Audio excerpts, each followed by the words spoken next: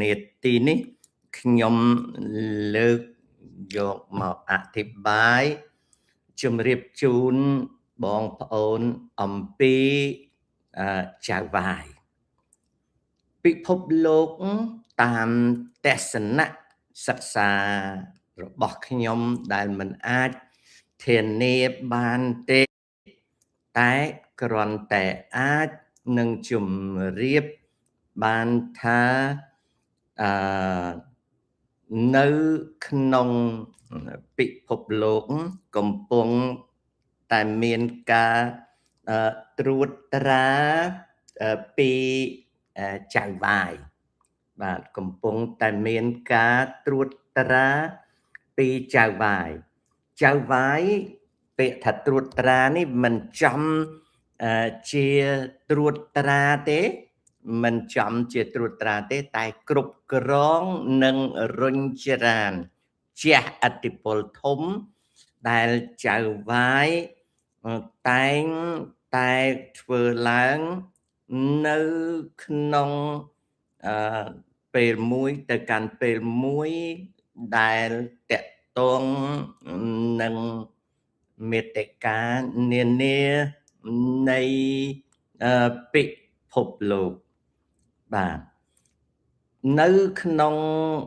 នេតិនេះសង្គ្រាម2បានកំពុងតែកើតឡើង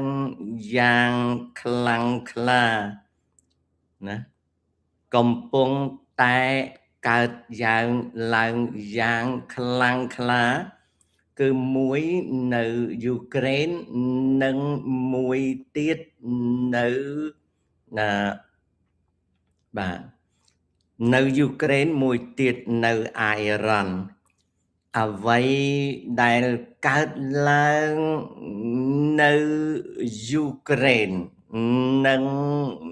នៅអ៊ីរ៉ាន់គឺជា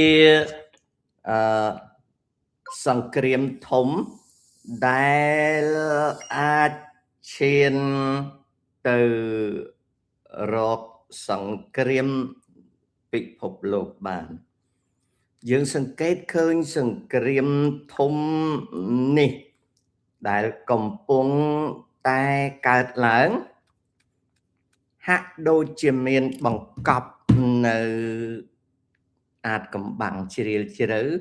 ដែលគិតថាវាតកតងទៅនឹងលក្ខណៈចាត់ចែងរបស់ចៅវាយត្រង់ហ្នឹង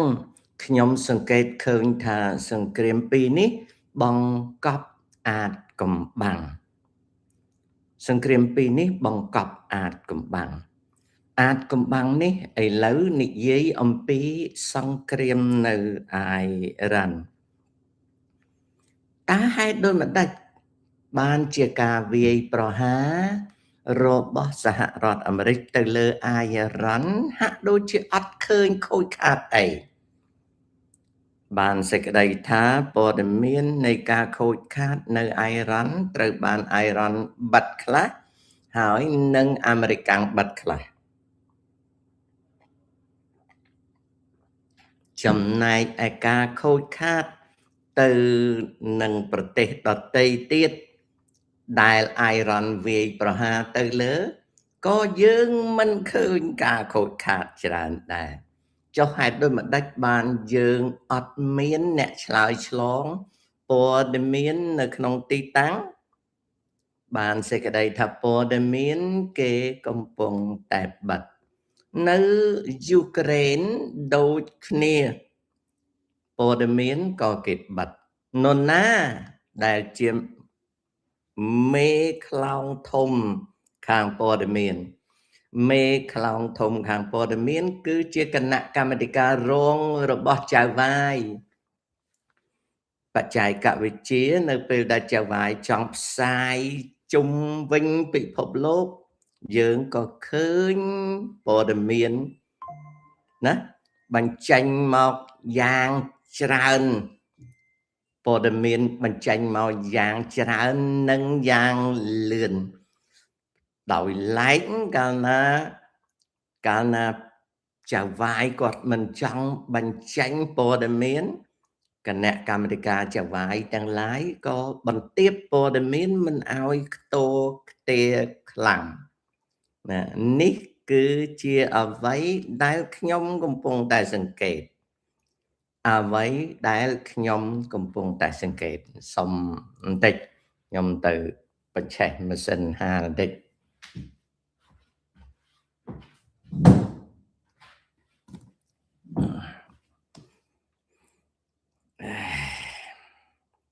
ចាំបន្តិចណាបងប្អូន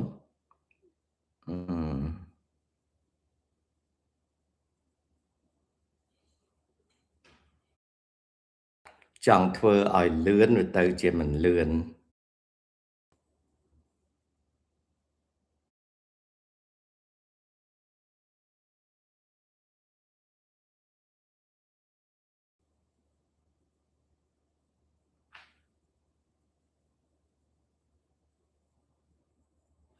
បាទមិនអីទេអញ្ចឹងព័ត៌មានស្ដីអំពីសង្គ្រាមនៅយូក្រែនហើយនិងសង្គ្រាមនៅអ៊ីរ៉ាន់ត្រូវគេបាត់តែដល់គេណាដល់គេបាត់ដល់ពេលសង្គ្រាមនឹងវាត្រូវគេបាត់ណាដល់ពេលសង្គ្រាមនឹងត្រូវគេបាត់យើងទាំងអស់គ្នានឹងដឹងតិចតួចជាទីបំផុតណាយើងទាំងអស់ហ្នឹងដឹងតិចតួចជាទីបំផុតពីសង្គ្រាមហើយជួនកាលសង្គ្រាមនឹងខ្លាំងមែនទែនតែយើងអត់ដឹងទេពីព្រោះគេធ្វើឲ្យវាំងនួនព័ត៌មានហ្នឹងវាស្រាលជួនកាលគេបំផោងព័ត៌មានហ្នឹងឲ្យធ្ងន់យើងហ្នឹងក៏មានអារម្មណ៍ថាវាធ្ងន់តែតាមពិតសភាពការជាក់ស្ដែងនៃសមរភូមិយើងអត់ដឹងទេចៅវាយ control ព័ត៌មាន